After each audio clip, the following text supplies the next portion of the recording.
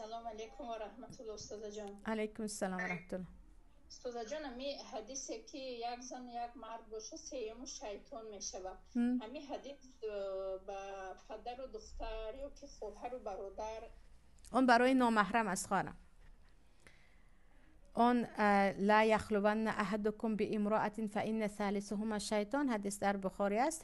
تنها به یگان زن نماند که سوم شما شیطان است. این به مرد نامحرم و زن نامحرم است.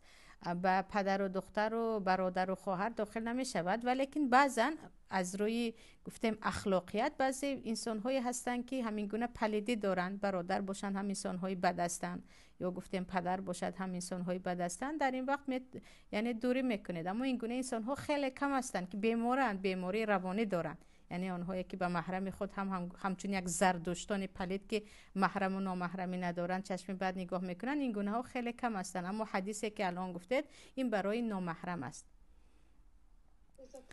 امینه.